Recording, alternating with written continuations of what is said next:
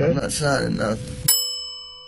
Okay. I've been through the system, buddy. I know how I know it you works. have. I know you have, You're Jeff. not my friend. Yes, All you you're trying to get is some stupid ass confession, and you're not gonna get one. On a seemingly regular evening in 2011, alarm bells began to sound itself in a local 7-Eleven. Reports of an armed robbery began flooding into the local police department. But upon arrival at the scene, the suspect was nowhere to be found. After expanding the search, that's when it's assumed police heard commotion in a house nearby. And without any other leads, they stormed in, discovering a known heroin addict sitting inside with a gun. Without any other evidence, they arrested the man and brought him to be interviewed. The so-called addict was Jeff Pearson, the man who committed the robbery. And the following goes down in history as one of the only times a man single-handedly beat the cops at their own game. All that while experiencing horrific heroin withdrawals. This is what happens when the suspect outsmarts the cop. The next 24 hours were captured on police cameras within the interview room, but conversely to most footage similar to this, it was originally uploaded to the suspect's own YouTube channel on the 25th of September 2011. This is the first sign of what makes Jeff a cult figure and a legend within the interrogation community. Jeff was held in police custody for almost an entire day, but all of the footage from the 3 interrogation sessions held barely 15 minutes. Given that robbery and arrest took place within the state of Georgia, the usual minimum sentence would be around 10 years imprisonment, ranging up to a maximum of life without parole. But it would transpire that Jeff wouldn't end up doing a minute of this time. And instead of serving multiple decades behind bars, he spent a day being served drinks and candy while delivering a masterclass in what to do while in police custody. The following footage shows us in stunning detail what methods the cops will try on you, and how to dodge them like an absolute pro. The footage starts with Jeff handcuffed in a small, windowless room dressed in prison scrubs. It's clear he's already been processed and spent some time in a cell, likely while the cops spent some time gathering the evidence and prepared to question him. Am I under arrest? For now. I'm under arrest? Yeah, I'll explain everything, but before I explain myself to you, before we talk to each other, I need to read your rights, okay? What am I under arrest for? Well, like I said, I need to read your rights first. Obviously, the charge is robbery, okay? Jeff immediately opens by asking if he's under arrest and on what grounds. From the first moment, it's evident that Jeff has done his research, as this is exactly what you should be doing in this situation.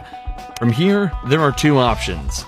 If you're not being arrested or detained, you can state that you're also not obligated to stay and answer questions. And you should be completely free to leave the interrogation. If you are being arrested, you can then immediately ask for a lawyer and stay silent until you're provided with one. These are stopping the police in their tracks and allow you to create the best defense possible. What's amusing is that when you're being arrested in America, the officer is actually legally obligated to remind you of this. Take a listen to the Miranda warning that this detective reads out to Jeff. You have the right to remain silent. Anything you say can and will be used against you in the court of law. You have the right to talk to a lawyer for advice before we question you. If you cannot afford to hire a lawyer and you want one, a lawyer will be provided for you. If you decide to answer questions now without a lawyer present, you'll still have the right to stop answering questions at any time. Does that make sense? You've probably heard these before, haven't you? These 3 points are incredibly important and are often overlooked by the average citizen due to the panic of being arrested in the first place.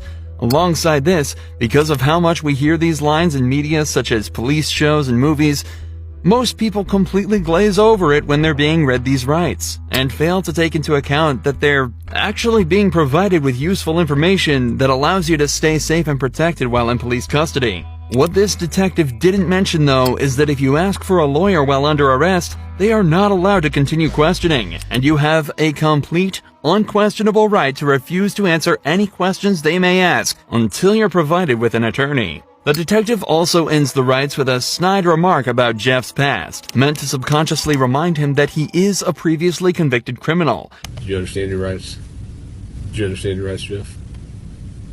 Yes or no? You understand?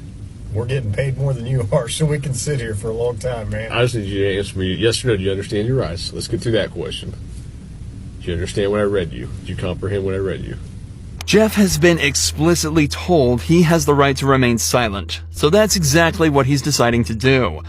Right here, the leading detective leans back in his chair.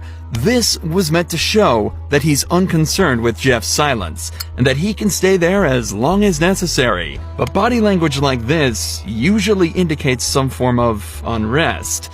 It's clear that the detective knows that this is going to be a tricky few hours for them. If you got something that says you didn't do this robbery, this is your chance to talk to us. Okay, good cop. No, usually I'm the prick. You look like the prick. I am.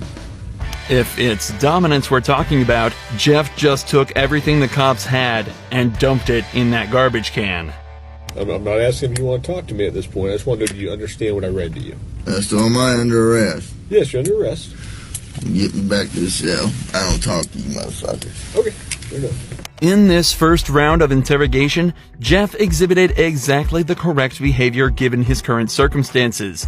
He knows the cops have nothing on him. They wouldn't be there talking to him in the first place if they did. So he stays silent. And so it's off back to his cell he goes. But 2 hours later, he's brought back to the same room for round 2.